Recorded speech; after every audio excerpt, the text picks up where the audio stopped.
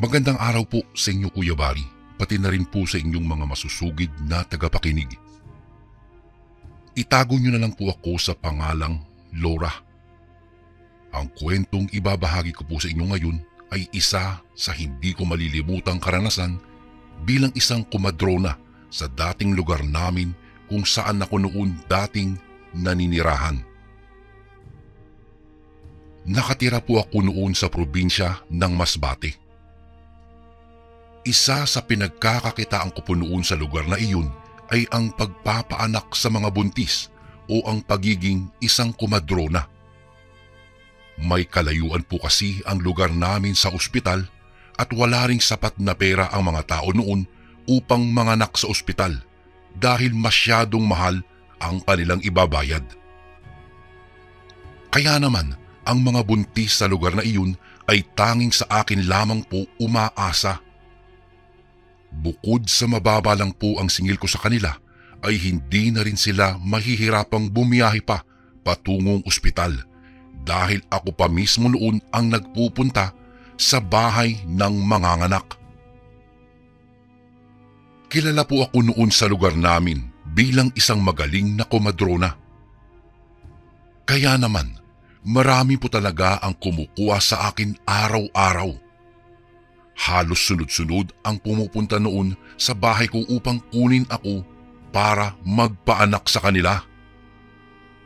May mga pagkakataon pa nga po na kahit mga taga-kalapit bayan namin noon ay talagang sinasadya pa ako sa bahay kahit hating gabi na para lamang pakiusapan na paanakin ang asawa nila. Ganoon ang parating eksena at gawain ko sa araw-araw Kuya Bari, ang pagpapaanak. Kaya naman po, tuwing makakauwi ako ay parating pagod na pagod po ako. Ngunit ganun pa man po ay masaya ako noon sa ginagawa ko, lalong-lalo na sa tuwing nagiging matagumpay ang pagpapaanak ko sa kanila. Iba ang kasiyahan na nararamdaman ko noon sa tuwing nasisilayan ang ngiti ng isang ina habang dahan-dahan kong inilalapit sa kanila ang kanilang sanggol. Bata pa lamang po kasi ako ay pangarap ko na talaga noon na sumunod sa yapak ng Lola Lorena ko na nag-alaga sa akin simula nang abandonahin ako ng sarili kong mga magulang. Isang magaling na kumadrona po kasi ang lola ko noon Kuya Bari noong nabubuhay pa lamang siya. Parati ko siya noong pinapanood sa tuwing nagpapaanak siya dahil gusto ko rin po iyong matutunan noon pa man. Hanggang sa itinuro na nga rin po niya iyon sa akin at inaral ko rin iyon ng mabuti. Hanggang sa simula nang mawala siya ay ako na po ang pumalit at nagpatuloy sa nasimulan niya. Subalit katulad po ng naikwento sa akin noon ni Lola, hindi raw sa lahat ng pagkakataon ay nagiging matagumpay ang pagpapaanak at hindi ko akalaing mangyayari din po iyon sa akin. Isang gabi, may lalaking nagtungo sa bahay ko. Masyado na pong malalim ang gabi noon Kuya Bari at halos tulog na rin ang karamihan sa mga tao dahil pasado 12:00 na rin po noon. Maging ako ay nasa kalagitnaan na noon ng mahimbing na pagkakatulog, kaya lang ay agad akong nagising dahil sa sunod-sunod na pagkatok at tawag ng nasabing lalaki. Pumupungay-pungay pa noon ang aking mga mata nang labasin ko siya. Nang makita ko ang hindi pamilyar na muka ng isang lalaki, ay alam ko na kaagad noon kung ano ang pakay niya. Alam na alam kong hindi siya taga roon sa amin at marahil galing pa ito sa ibang bayan. Humahangos ito at hapong-hapo ang itsura marahil dahil sa pagod at katatakbo mapuntahan lamang ang bahay ko. Pasensya na po sa abala, binibining Laura. Ngunit makikiusap sana ako sa inyo na kung maaari kayong maimbitahan po sa bahay. Mukha po kasing manganganak na ho ang misis ko ngayon eh. Sunod-sunod na sambit nito na halatang nag-aalala at hindi mapakali. Hindi na ako sumagot pa, Kuya Bari, at sa halip ay pumasok na lamang ako sa bahay upang kunin ang mga gamit na gagamitin ko. Pagkatapos ay agad akong sumama sa kanya at nagtungo kami sa kanilang lugar. Ngunit sa hindi ko malamang dahilan ay agad akong nakaramdam ng kakaiba habang papunta kami sa kanilang bahay. Tila ba mayroon akong mabigat na presensya na naramdaman na hindi ko maipaliwanag noong mga sandaling iyon, Kuya Bari. Hindi ko alam kung ako lang ba ang nakakaramdam nun o nararamdaman din iyon ng lalaking kasama ko ng mga sandaling iyon, ngunit pinipilit niya lang ipagsawalang bahala. Ilang sandali pa, napansin ko na palinga-linga ito sa paligid at patuloy rin siya sa paglingon sa akin. Nasa hulihan niya kasi ako at nakasunod lamang sa kanya sa paglalakad dahil hindi ko naman alam kung saan ang bahay nila. Kung kaya't hinayaan ko siyang mauna sa akin ng kaunti. Malayo pa ba ang bahay ninyo? Tanong ko rito nang hindi na ako talaga nakapagtiis. Medyo kinakabahan na rin po kasi ako noon, Kuya Bari. Lalo't halos puro kagubatan na ang paligid ng lugar na dinadaanan namin at wala na ring mga kabahayan. Kaya naman hindi ko maiwasang makapag-isip ng kung ano-ano na baka may masamang binabalak lang ang lalaking ito sa akin. Noong akwang sasagot na sana ito, ay sakto naman na nakarinig kami ng mga alulong sa paligid dahilan para hindi na nito matuloy ang kanyang mga sasabihin. Dahil doon ay mas lalo akong binalot ng kaba at pagkabahala. Dati na rin po kasing naging usap-usapan noon sa amin na isa sa baryo rito sa probinsya namin ay pinamumugaran daw ng mga aswang at iba't ibang masasamang elemento. Bagamat hindi ko po iyon pinaniniwalaan noon, ay hindi ko pa rin maiwasang hindi matakot, lalo't minsan na rin kumalat ang balita na nakapambiktima na rin daw ang mga nasabing aswang na iyon. Tara na, bilisan niyo po. Naghihintay na iyong misis ko. Baka lumabas po nang wala sa oras iyong bata kapag hindi tayo umabot. Napatingin ako sa lalaki at doon lamang ako natauhan na kailangan nga pala naming magmadali dahil may kailangan pa akong paanakin. Kaya naman dahil sa sinabi niyang iyon ay pinilit ko na lamang ipagsawalang bahala ang mga kakaibang ingay na naririnig namin sa paligid at muling magpatuloy sa aming paglalakad. Kung kaya't sa pagkakataong iyon ay mas binilisan pa namin ang aming lakad.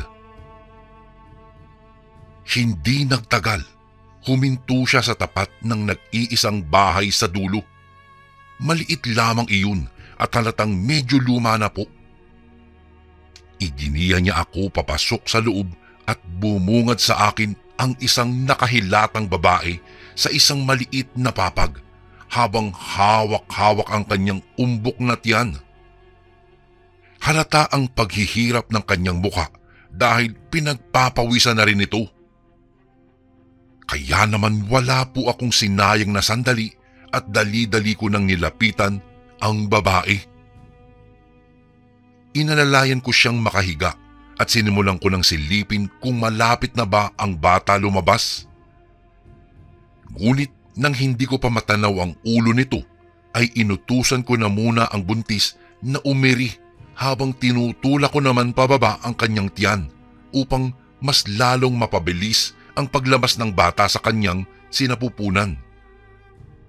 Subalit ilang sandali lang ay natigilan akong bigla sa aking ginagawa nang makarinig ako ng sunod-sunod na pag-alulong.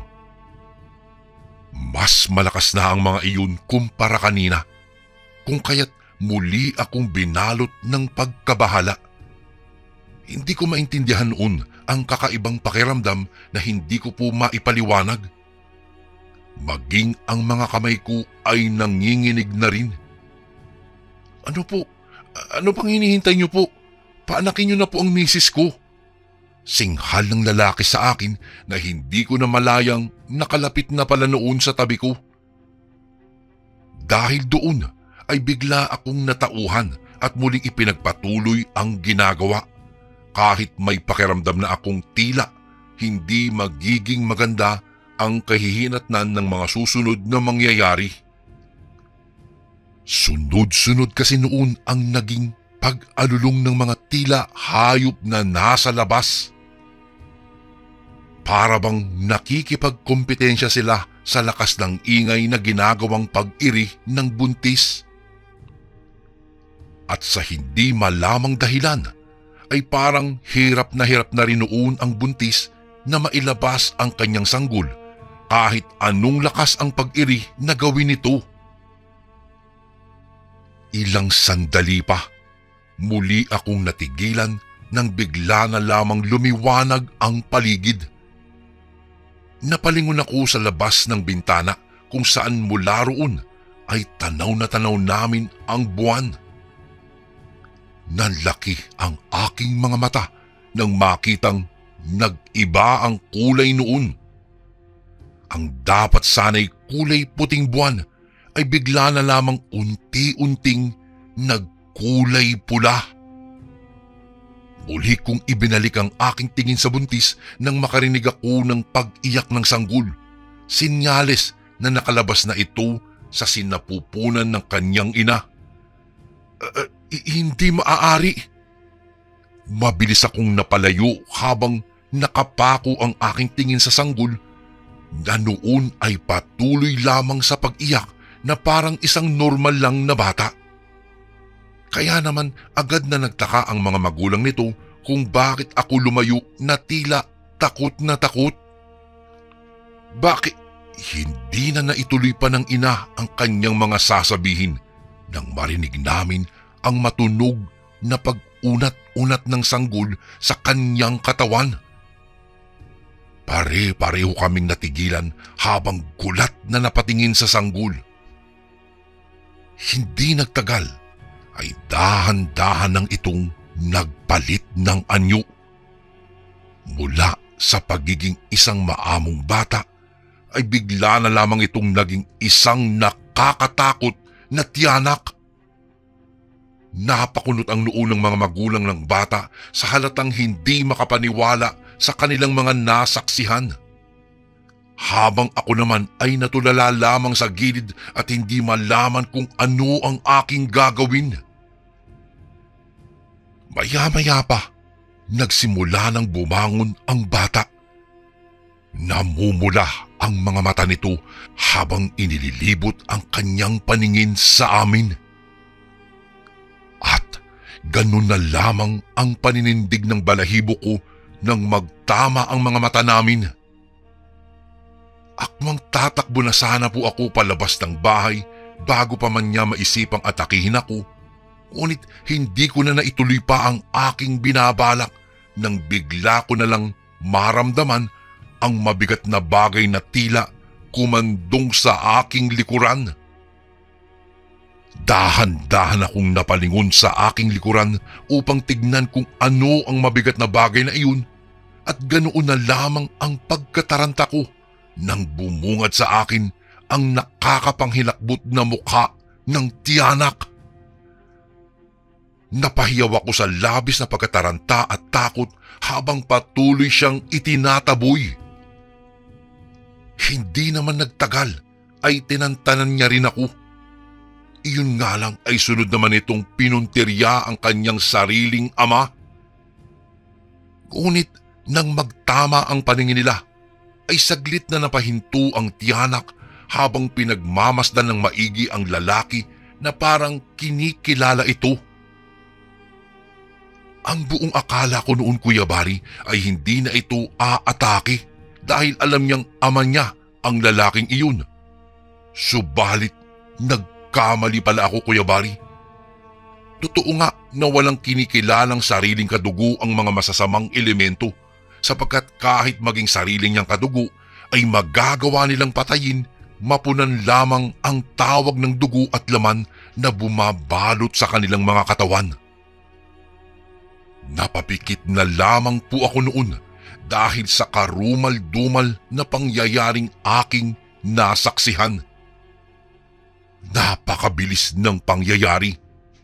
Nakita ko na lamang po na basta na lamang lumundag ang tiyanak papunta sa dibdib ng kanyang ama at walang paligoy-ligoy na ibinaon nito ang kanyang mahahaba at matutulis na kuko sa dibdib ng kanyang ama.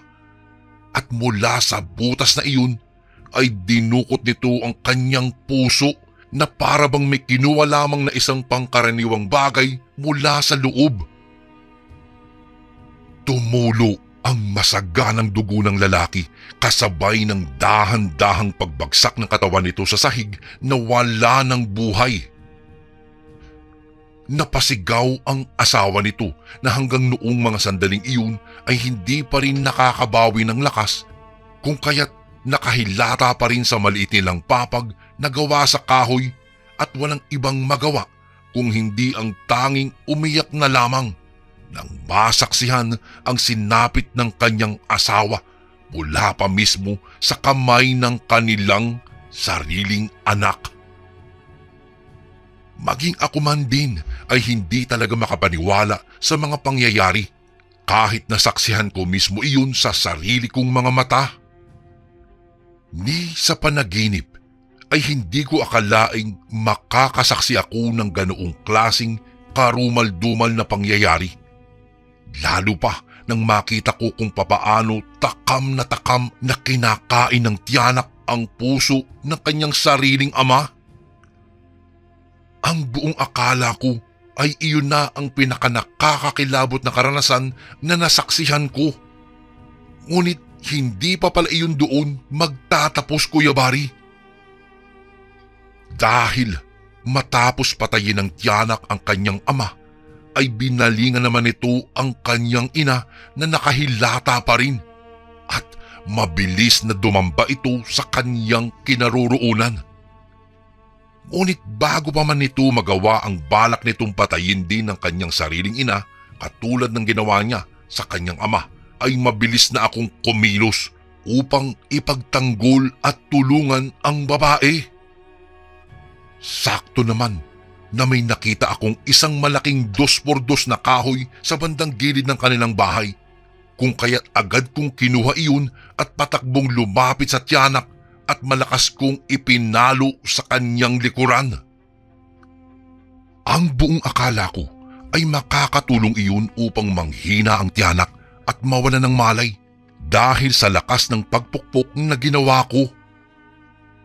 Ngunit hindi ko akalain na iyon pa pala ang magiging dahilan upang maging mas agresibo ito lalo at magalit. Dahil sa ginawa kong iyon, binalingan ako nito ng tingin, dahilan para mapaatras naman ako sa takot.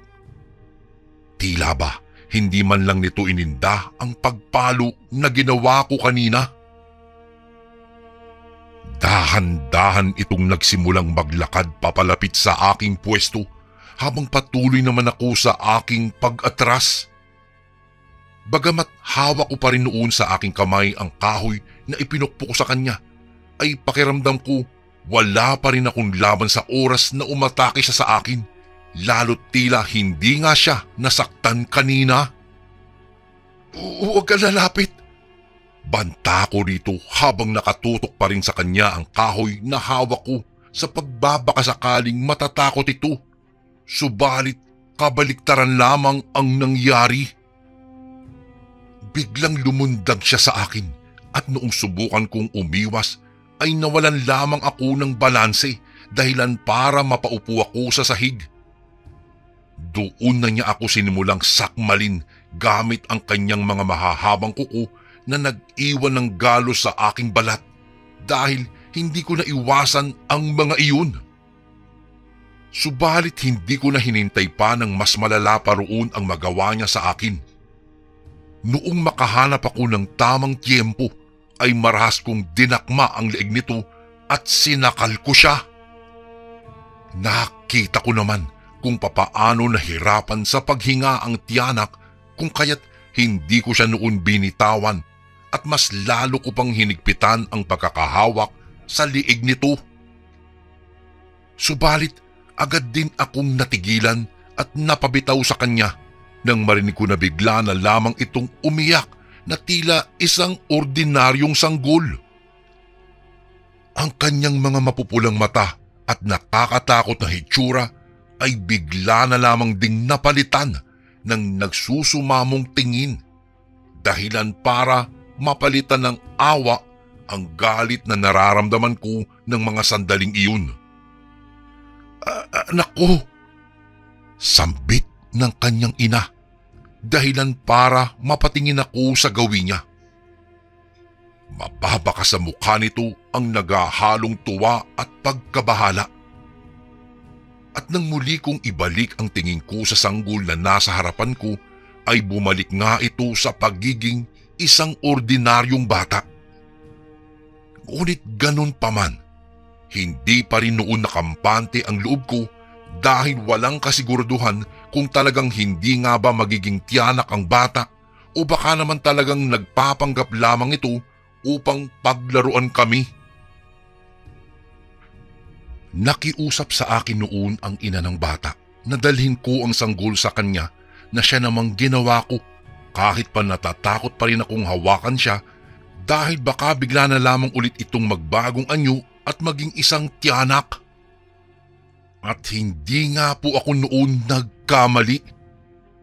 Dahil bago pa man maibigay sa kanyang ina na noon ay karga-karga ko, ay bigla na lamang itong lumundag mula sa aking pagkakahawak at dumiretso ito sa papag na kinahihigaan ng kanyang ina. Sa pagkakataong iyon ay wala na nga po akong nagawa pa upang matulungan ang babae dahil mabilis ang naging pagkilos ng tiyanak at ginawa rin sa kanyang ina kung ano ang ginawa nito sa kanyang sariling ama. Dinukot din ng puso nito at nilantakan nito hanggang sa nawala na nga din po ng buhay ang kaawa-awang babae. Natulala lamang ako noon kasabay ng pagbuhos ng aking mga luha. Kung alam ko lang na ganoon ang sasapitin ng mag-asawa sa kamay mismo ng kanilang anak, ay hindi ko na sana pinaanak pa ang babae. Alam ko noong mga oras na iyon na anumang sandali ay gagawin din sa akin ng tiyanak ang ginawa nito sa kanyang mga magulang. Kung kaya't labag man sa loob ko na gawin ang bagay na ayaw kong gawin, ay wala akong pagpipilian kung hindi ang gawin iyon. Kahit pa alam na alam kong masama ang pumatay. Oo, Kuya Bari, pinatay ko ang tiyanak upang makaligtas ako. Dahil kung hindi ko gagawin iyon, ay maaaring ako naman ang napatay nito. Sinakal ko ito hanggang sa nawalan siya ng hangin sa kanyang katawan at binawian din ng buhay. Nang gabing iyon, umuwi ako sa bahay namin na tulala at lumuluha. Sa ilang taon kong pagpapaanak, ay noon ko lamang naranasan ang ganoong pangyayari, ang makapagpaanak ng isang hindi normal na bata.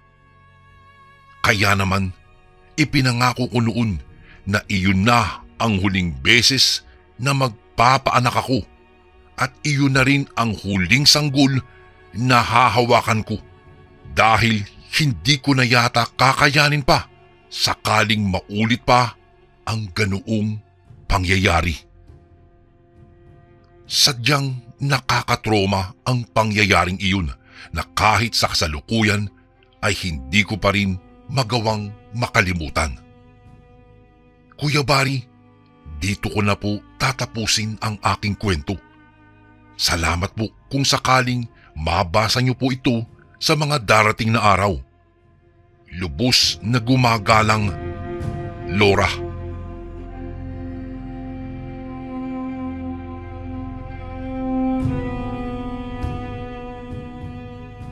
Magandang araw, Kuya Bari. Ganoon din sa mga kasundo na walang sawang nakikinig sa iyong YouTube channel. Itago na lamang po ninyo ako sa pangalang Leopoldo. hindi ko tunay na pangalan. Ang kwentong aking ibabahagi sa inyo ay tungkol sa aking karanasan noong mga panahong hindi pa uso ang teknolohiya. Walang kailaw-ilaw sa bawat bahay at pawang kadiliman lamang ang maaaninag pagkagat ng dilim. Isa po akong sundalo at sanay na ako kapag usapang dilim. Isang araw, habang mahimbing akong natutulog ay nabulabog ako dahil sa ingay ni nanay. 5:00 pa nga lang ng umaga pero nagsusumigaw na siya. Leopoldo! Leopoldo! Gumising ka na riyan. Napabalik-pas ako sa aking kama dahil sa malakas na sigaw ni inay. Medyo inaantok pa ako noong mga sandaling yon, pero pinilit kong bumangon upang alamin kung ano ang dahilan kung bakit tawag ng tawag sa aking pangalan si nanay. Ano ba naman yan, Nay? Ang sarap ng tulog ko tapos ang ingay-ingay mo. Nabitin tuloy ako. Pagrereklamo ko habang kinukusot ko ang aking mga mata. Nasa harap ko si nanay at para bang nagmamadali siyang lumabas ako. Nako Leopoldo, tama na ang tulog na yan. Nandyan si Renante sa labas ng bahay. Kailangan niyo raw umalis ngayon dahil ipapadala kayo doon sa giyera sa Basilan. Parang masisira ang eardrum ko dahil sa lakas ng sigaw ni nanay. Napakamot ako sa aking ulo. Ano ba naman yan?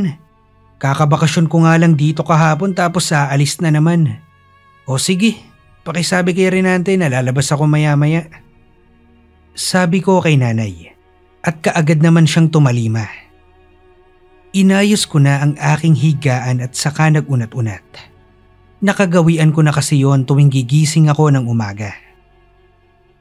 Pagkatapos kong ayusin ang aking higaan ay lumabas na ako sa aking kwarto. Tumungo muna ako sa lababo at saka nagmumog.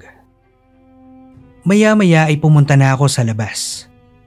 Nakita ko si Renante na nakaupo at halatang hinihintay ang paglabas ko. Sinimulan na namin ng pag-uusap. Ayon sa kanya, idedestino raw kami sa Basilan dahil palagi na lamang may giyera sa lugar na yon. Noong mga panahong yon. Kinakailangan daw naming makapunta kaagad, kaya naman hindi na ako nagpaligoy-ligoy pa. Kumilos na ako at ganoon din si Renante. Si Renante ay isa sa mga kaibigan ko at kagaya ko. Isa rin siyang sundalo. Palagi nga kaming magkasama at magkakampi. Kaya nga tinatawag kami ng iba na partners in crime. Ayon pa nga sa iba, pareho raw kaming matinik pagdating sa paggamit ng kahit anong armas. Lumipas ang ilang oras. Umalis na kami sa aming bahay at nagsimulang maglakbay patungo sa Basilan. Siyempre kasama rin namin ang iba pang mga sundalo. Nang makarating kami roon ay tumigil na ang mga putukan. Mabilis kaming bumaba sa aming sasakyan habang bitbit ang aming mga baril. Inilibot ko ang aking tingin sa buong lugar. Halos madurog ang aking puso nang masilayan ko ang mga bangkay ng mga inosenteng tao. Pati sila ay nadamay dahil sa gera ng mga NPA at mga sundalong nakadestino doon. Meron ding mga bangkay ng kapwa naming sundalo ang naroong nakahimlay sa damuhan. Bilang isang sundalo, masakit para sa amin ang mawala ng mga kasamahan dahil pamilya na ang turingan namin sa isa't isa. Nako, nakakatakot na talaga yung mga nangyayari dito. Pati tayong mga inosente na dadamay pa. Sabi ng isang babae sa kanyang mga kasamahan. Natataranta sila habang daladala ang kanilang mga anak. Hindi ko napigilan ang makaramdam ng awa dahil sa kanilang mga sigaw at iyak. Mababakas sa tono ng kanilang boses, pati na rin sa ekspresyon ng kanilang muka ang takot at pagkataranta. Nakakaawang pagmasdan na pati mga inosenteng tao ay nadadamay sa gera. Wala kayong dapat ipag-alala dahil hanggat nandito kami, hindi namin kayo hahayaan. Kami ang magsisilbi niyong tagapagbantay. Wika ko sa kanila. Pinakalma namin ang mga matatanda at mga bata na natataranta. Sinigurado rin namin na maging ligtas sila kung sakaling muling aatake ang mga NPA. Pumwesto na kami sa aming mga taguan at maiging binantayan ang lugar na yon. Nag-iikot din kami sa mga kabahayan upang tiyaking ligtas ang ibang naroong nakatira sa bahagi ng bundok. Panay-bantay kami mula umaga hanggang gabi. Hindi na nga kami nakatulog sapagkat nag-aalala kami sa mga inosenteng tao na maaaring madamay kung sakaling magkaroon ulit ng giyera. Isang gabi, napagdesisyonan ng aming mga kasamahan na libutin ng ibang bahagi ng bundok na kung saan kami na destino. Nagbabakasakali kaming mahanap namin ang pinagtataguan ng mga NPA. Lakad lamang kami ng lakad habang nagmamanman kami sa paligid. Siyempre dala-dala namin ang aming mga baril bilang panangga kung sakaling may makaengkwentro kami. Tahimik kaming naglalakad ng may buong pag-iingat sa aming mga kilos. Madilim ang buong paligid. Pero hindi yon naging hadlang sa aming paglalakbay. Sapagkat sanay na kami sa ganoong buhay. Sanay din kaming gumapang sa putikan at mga kagubatan. Ganyan ang buhay naming mga sundalo. Nakahanda kaming ialay ang aming buhay para lamang sa kapakanan at kaligtasan ng lahat ng mga mamamayang Pilipino. Katahimikan ang siyang namamayani habang patuloy kaming naglalakad sa gitna ng dilim ng kagubatan. Wala kaming kaalam-alam kung saan bahagi na kami dinala ng aming mga paa. Malayo-layo na rin ang aming narating. Iniiwasan namin ng mag-usap sapagkat nag-iingat kami na baka merong makakita o makarinig sa amin. Doble ingat kami. Lalo na't wala kaming alam sa lokasyon ng aming mga kalaban. 10 kaming mga sundalo ang magkasamang naglalakbay noong mga gabing yon, samantalang ang iba naman ay naiwan sa aming pinagtataguan upang magbantay. Gumagapang kami sa damuhan para hindi kami mapansin ng aming mga kalaban. Nasa hulihan ako at hindi ko alam kung saan kami patutungo. Habang patuloy kami sa paggapang, bigla akong nakaramdam ng pananakit sa binti. Kaya saglit akong huminto habang walang kaalam-alam ang aking mga kasamahan. Inunat-unat ko muna ang aking kanang binti at marahang minasahe upang kahit papaano ay mabawasan ang sakit na dulot nito. Patuloy sa paggapang ang aking mga sundalong kasamahan. Samantalang ako ay nakaupo pa rin sa damuhan at nasa binti ang focus ng aking atensyon. Hindi ko alam kung bakit yon sumakit. Basta bigla ko na lamang yon naramdaman. Hindi naman ako pwedeng sumigaw para tawagin ang aking mga kasamahan dahil baka malapit lang sa amin ng kinaroroonan ng aming mga kalaban at marinig ako kung sakaling sisigaw ako. Hinayaan ko na lamang ang aking mga kasamahan na mauna ng maglakbay. Lumipas ang ilang minuto. Naramdaman kong medyo maayos na ang aking binti. Hindi na ako nahirapang gumapang. Kaya naman ay nagpasya kong sumunod na sa kanila. Gapang lamang ako ng gapang sa malawak na damuhan. Nagbabakasakali akong maabutan ko sila. Tinalasan ko ang aking pandinig. Baka marinig ko ang kanilang usapan kapag napansin nilang hindi na ako nakasunod sa kanila. Ngunit nanatiling tahimik ang buong paligid, maliban na lamang sa ingay ng mga insekto. Wala rin akong ideya kung napansin ba ng mga kasamahan ko na hindi ako nakasunod sa kanila. Sinubukan kong hanapin ang daan. Ngunit hindi ko alam kung saang direksyon sila lumiko. Kaya ang ginawa ko, hinulaan ko na lamang. Nagpatuloy ako sa paglalakbay, tungo sa napili kong daan. Nagbabaka sakali akong masundan ko sila. Ngunit habang tumatagal, napansin ko na parang naliligaw na ako at malabong mahanap ko sila. Gustong gusto ko nang sumigaw sa aking mga kasamahan kung nasaan sila.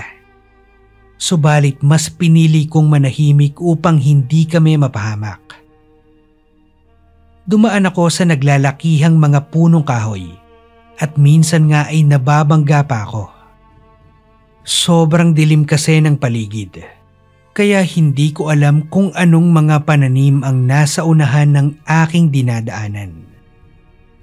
Mahigit 10 minutos na rin akong naglalakad at nawawalan na ako ng pag-asang mahanap ang aking mga kasamahan. Naramdaman ko ang biglang pagkalam ng aking tiyan. Palagi kasi akong nagugutom, kaya kahit gabi na ay kumakain pa rin ako minsan. Noong mga sandaling yon, wala akong pwedeng makain kaya tiniis ko na lang ang nararamdaman kong gutom. Hanggang sa may natanaw akong isang bahay sa gitna ng magubat na bundok. Merong lampara sa bahay na yon. At yon ang nagsilbing ilaw kaya nasilayan ko ang bahay na yon. Dahil sa labis na pagkagutom, nagkaroon ako ng interes na pumunta sa bahay na yon. Nagbabaka sakali akong makahingi ng pagkain. Dahan-dahan akong naglakad palapit sa nasabing bahay, habang nagmamasid ako sa paligid. Nang makalapit ako, napansin ko na nasa bandang kusina nakalagay ang lampara. Inilibot ko ang aking mga mata kung meron bang tao sa loob ng bahay na yon. Ngunit wala akong makita. Madilim din kasi sa may bandang kwarto, kaya wala akong alam kung sino ang may-ari ng bahay na yon. Inisip ko na lamang na baka mahimbing nang natutulog ang mga tao sa kanilang kwarto. Simple lamang ang bahay na yon. Gawa sa kawayan ng dingding at gawa naman sa dahon ng nyog ang bubong. Tao po. Tao po. Sinubukan kong magtawag. Baka sakaling magising ang may-ari at pagbuksan ako. Bala ko kasing humingi ng pagkain sa kanila. Kahit konti lamang basta malagyan lang ng laman ang kumakalam kong tiyan. Batid kong maiistorbo ko ang kanilang mahimbing na pagtulog. Ngunit wala na akong pakialam sa mga sandaling yon dahil gutom na talaga ako. Kinapalan ko ang aking mukha na katukin ng kanilang pinto. Ngunit wala pa ring lumalabas. Maliwanag sa may bandang kusina sapagkat naroong nakapwesto ang lampara at kitang-kita ko ang 2 kaldero sa tabi ng lampara. Nasasabik na akong makita kung ano ang laman nun. Nagbabaka sakali akong may natitira pang kahit kaunting pagkain man lang sa loob ng kaldero upang kahit papaano ay maibsan ang gutom ko. Tao po, makikikain lang po sana. Muling tawag ko. Subalit wala talagang sumasagot. Kaya naisipan kong pumasok na lamang sa kusina. Gawa lamang sa kawayan ng pinto at hindi masyadong nakasara ang pinto sa kusina. Kaya naman buo na ang aking desisyon na pumasok. Nang makapasok ako sa loob, kaagad akong tumungo sa kinaroroonan ng 2 kaldero. Dahan-dahan kong binuksan ang mga ito. Walang laman ang isang kaldero. Ngunit nagpapasalamat ako sapagkat merong laman ang isa. Sinabawang karne ng baboy. Pinagtiyagaan kong kainin yon kahit walang kanin. Kahit papaano ay naibsa naman ang gutom na aking nararamdaman. Sarap na sarap talaga ako habang nilalantakan ng karne. Napakasarap ng luto, kaya naparami ako ng kain hanggang sa huli ko nang namalayan na wala na palang laman ng kaldero. Sa sobrang gutom ko ay naubos ko na pala ang karne. Tatakpan ko na sana ang kaldero nang bigla akong nakarinig ng mga yapak. Napalingon ako sa aking likuran at tumambad sa aking mga mata ang isang matandang babae. Sa tingin ko ay nasa 60s na ang matanda. Sakto lamang ang kanyang pangangatawan at mahaba ang kanyang buhok. Bigla akong kinabahan dahil masakit ang tinging ibinabato niya sa akin na para bang isa siyang galit na dragon. Humakbang siya patungo sa aking kinaroroonan at tiningnan ng laman ng kaldero. Tahimik lamang akong nakatayo habang nakatingin sa kanya. Hindi ako kaagad nakapagsalita sapagkat tila na estatwa ako sa aking kinatatayuan, dala na rin ng pagkabigla dahil sa kanyang pagsulpot. Nang makita niyang wala ng laman ng kaldero, mas lalong nagalit ang ekspresyon ng kanyang mukha. "Bakit mo kinain yan?" Pasigaw na tanong niya sa akin habang itinuturo ang kalderong wala ng laman. Humugot muna ako ng malalim na hininga bago nagsalita. Nilakasan ko ang aking loob. "Pasensya na ho. Nagugutom kasi ako kanina kaya hindi ko napigilan ang sarili ko na pumasok dito tapos makikain. Sa katunayan, tinatawag ko po kayo kanina para sana humingi ng pagkain pero tulog naman po kayo. Kaya pumasok na lang ako dito sa kusina." Paliwanag ko sa matandang babae. Tila hindi niya nagustuhan ang aking mga tinuran. Nanlisik ang kanyang mga mata. Sobrang sama ng tingin niya sa akin. "Alam mo ba na ang pinakaayaw ko sa lahat ay yung mga taong pakialamero?" "Pasensya na po, Lola. Sadyang nagugutom lang po ako kaya kinain ko yung karne ng baboy na nasa kaldero nyo. Pero wag ka pong mag-alala. Bukas na bukas din ipagbibili ko po kayo ng karne ng baboy sa palengke. Bilang pambayad ko sa'yo." Wika ko sa matanda at saka ngumiti. Ngunit tila walang epekto sa kanya ang mga sinabi ko. Ganoon pa rin ang kanyang mukha. Galit na galit at nanlilisik ang mga mata. Kita niya ang suot kong uniforme. Subalit parang wala pa rin siyang pakialam kahit alam niyang isa akong sundalo. "Hindi karne ng baboy ang kinain mo. Karne yon ng tao. At dahil kinain mo lahat, ikaw naman ang kakarnihin ko." Galit na sambit ng matandang babae na labis ko namang ikinagulat. Parang hindi ako makapaniwala sa aking narinig. Hindi ko lubos sa kalaing karne pala ng tao ang kinain ko. Parang gusto kong isuka lahat ng kinain ko sa mga sandaling yon. Ngunit nagulat ako dahil ang matandang babaeng nasa harapan ko ay biglang nagpalit ng anyo. Mula sa anyong tao ay naging aso ang matanda. Napakalaking aso at para bang gustong-gusto na akong sunggaban. Doon ko napagtanto na ang matandang yon ay isa palang aswang. Alisto kong binunot ang aking baril.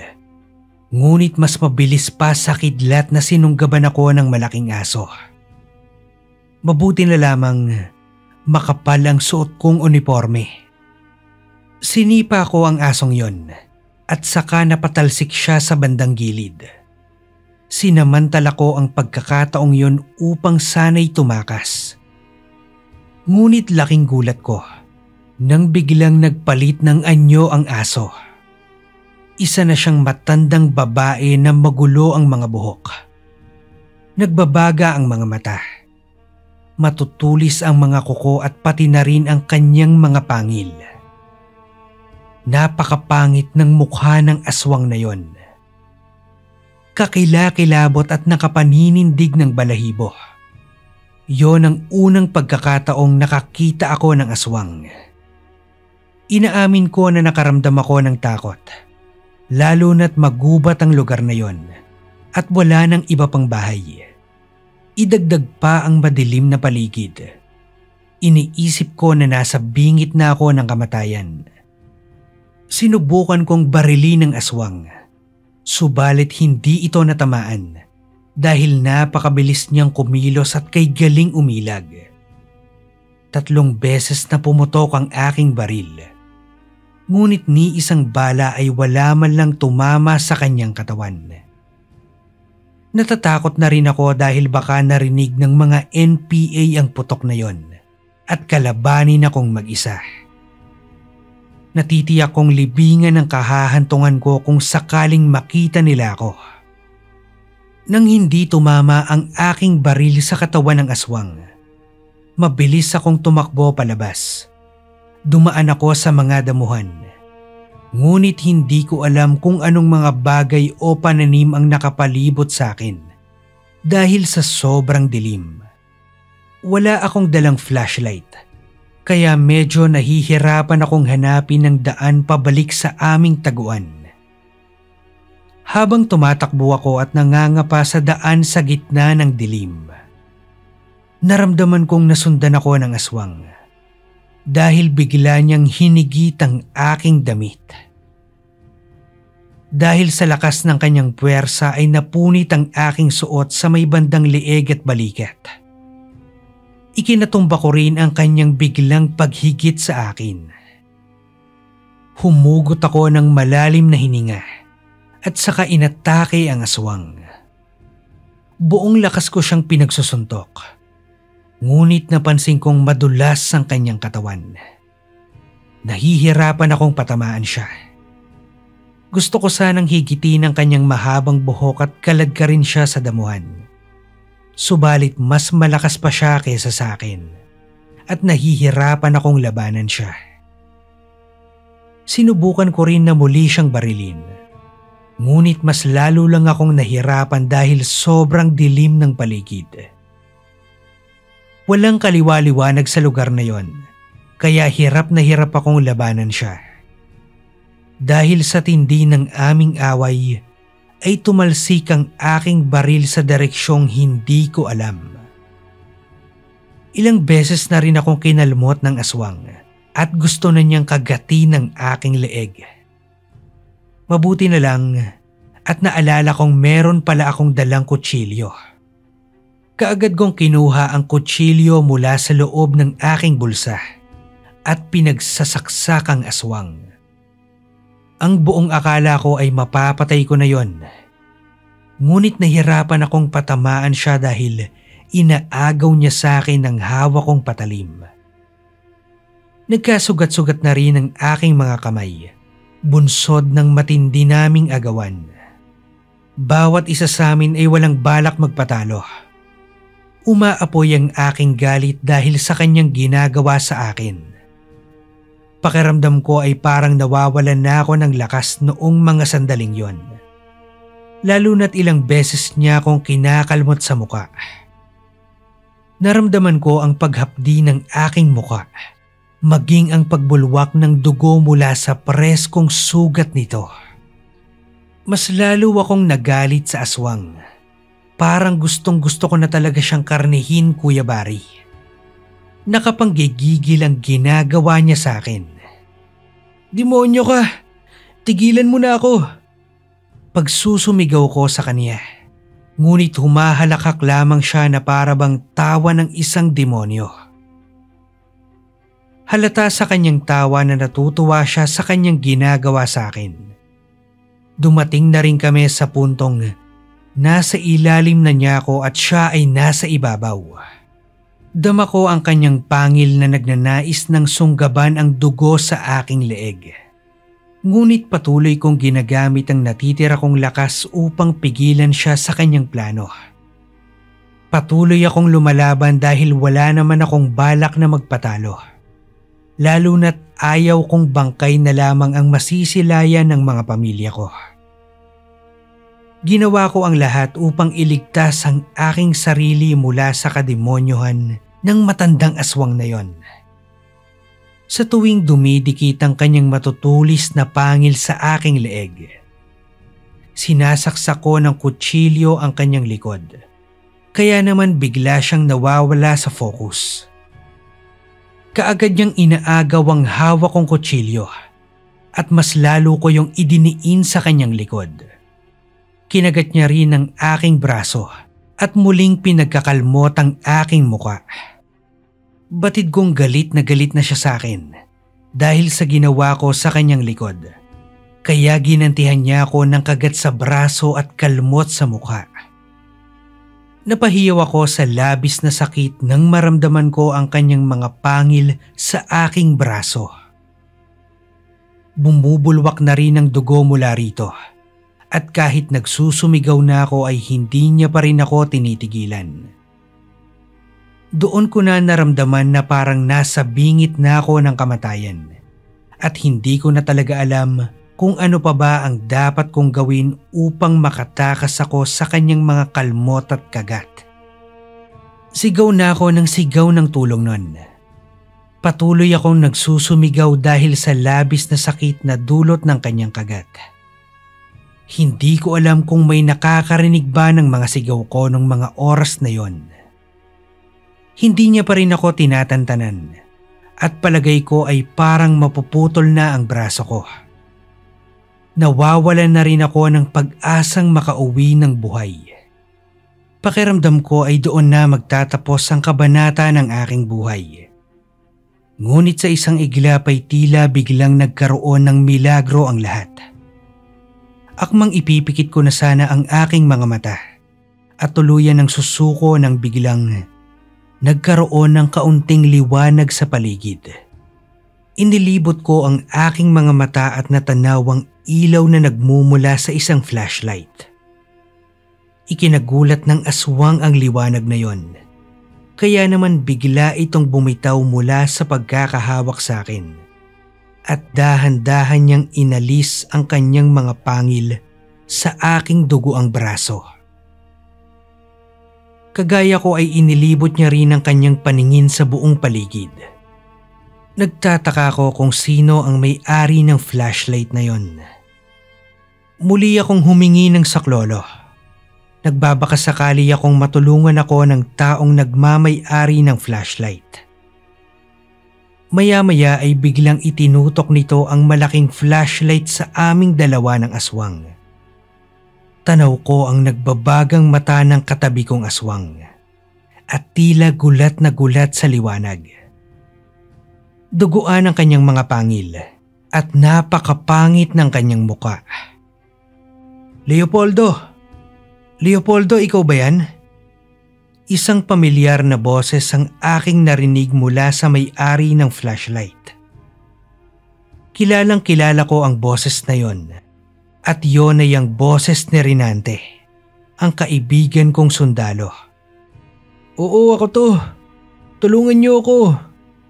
Sigaw ko pabalik sa kanya at kaagad silang nagtakbuhan palapit sa kinaroroonan ko. Doon ko nalaman na hindi lang pala si Renante ang naroon dahil kasama rin ang iba pang kasamahan naming mga sundalo. Laking pasasalamat ko dahil dumating sila. Malaking tulong din pala ang pagsisigaw ko. Kinumpirma ni Renante na aswang ang matandang yon nang makalapit sila sa kinaroroonan namin. Nanlilisik ang mga mapupulang mata ng aswang. At pati ang mga kasamahan ko ay gusto niyang atakihin. Mabilis akong inalalayan ng isa naming kasamahan palayo sa aswang na yon. Kitang-kita nila ang aking mukha na puno ng dugo at mga kalmot ng aswang. Ganoon din ang sinapit ng aking leeg at braso. Nagkapunit-punit na rin ang aking damit dahil sa nangyaring sagupaan. Naawa sila sa sitwasyon ko. Hindi nila inaasahan na yon ang sasapitin ko. Kinuha nila ang kanilang mga baril at itinutok yon sa aswang. Demonyo ka! Dahil sa ginawa mo sa kasama namin, pasasabugin ko ang bungo mo. Galit na sambit ni Renante sa aswang. Nagpakawala siya ng isang putok. Balak niya sanang barilin sa ulo ang matanda. Subalit mabilis itong nakailag. Ang putok na yon ay sinundan ng maraming putok na nagmula sa iba pa naming kasamahan. Ang buong akala namin ay mapapatay na namin ang aswang na yon. Ngunit nagulat kami dahil sa braso lamang ang kanyang tama. Pagkatapos matamaan ng aswang sa kabilang braso, ay kaagad itong kumaripas ng takbo at nag-anyong aso. "Huwag niyong hayaang makatakas yan," sabi ko sa nangihinang boses, at sinundan nila ang aswang na yon.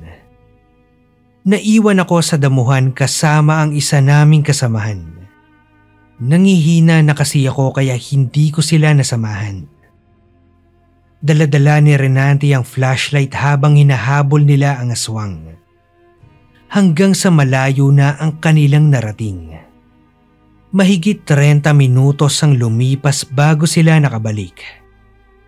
Ayon sa kanila, umabot daw sila sa kung saan saang bahagi ng kagubatan dahil sa kakahabol sa aswang. Ilang beses din nilang sinubukang barilin yon. Pero hindi nila natatamaan, lalo na't madilim ang paligid. Isang flashlight lamang ang kanilang dala. Parang pinaglaruan daw sila ng aswang sapagkat pinalibot-libot sila sa kung saan saang liblib na kagubatan hanggang sa hindi na nila nakita kung nasaan na ang aswang. Batid nilang nagtatago lamang yon sa dilim, kaya hinayaan na lamang nila. Binalikan nila ako at inalalayan pabalik sa aming tinataguan. Mabuti na lamang at walang mga NPA ang nakasalubong namin sa daan nung gabing yon. Nang makarating kami ay ginamot nila ang aking mga sugat sa pamamagitan ng dahon ng malunggay. Piniga nila ang katas nito at nilagay sa namamaga kong sugat sa aking muka, leeg at braso. Parang hindi raw maiguhit ang aking muka dahil sa dami ng mga kalmot ng aswang. Tinanong din nila ako kung paano ako napadpad doon at bakit ako nahiwalay sa kanila. Ikinuwento ko naman sa aking mga kasamahan ang totoong nangyari, kung paanong napadpad ako sa bahay ng matandang aswang. Ayon sa kanila, nagulat daw sila nang malaman na hindi na ako sumusunod sa kanila. Hindi raw nila kaagad napansin nung una na hindi na pala ako nakasunod. Sa katunayan, hinahanap daw nila ako. Hindi lang nila nagawang sumigaw dahil baka marinig sila ng mga kalaban. Kung saan-saan daw nila ako hinanap dahil nag-aalala na sila na baka napahamak na ako. Lumipas ang ilang mga minuto. Nakarinig daw sila ng mga putok ng baril mula sa di kalayuan. Inisip nila na baka inatake na ako ng mga NPA, kaya ang ginawa nila ay nagmasid sila sa buong paligid at maingat na pumunta palapit sa pinanggagalingan ng putok. Doon daw sila nagtago malapit sa bahay ng matandang aswang at nang marinig nila ang aking sigaw, hinanap nila ang pinanggagalingan ng sigaw at doon na nila ako nahanap.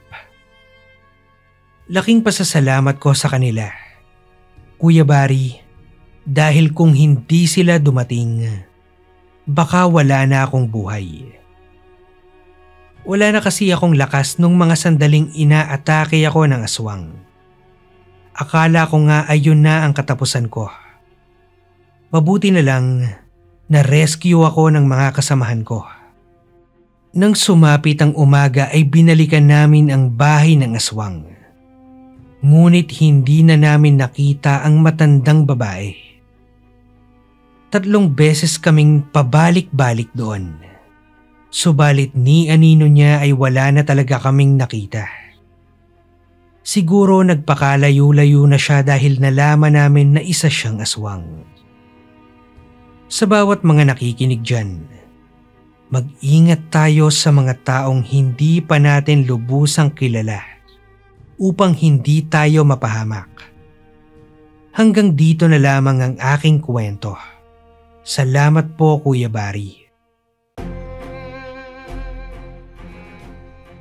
And again, maraming salamat po mga kasundo. Don't forget to subscribe and i-click nyo lang po yung bell na button para updated po kayo sa mga upcoming videos namin na paparating. Maraming salamat po ulit. God bless and ingat po lagi dyan.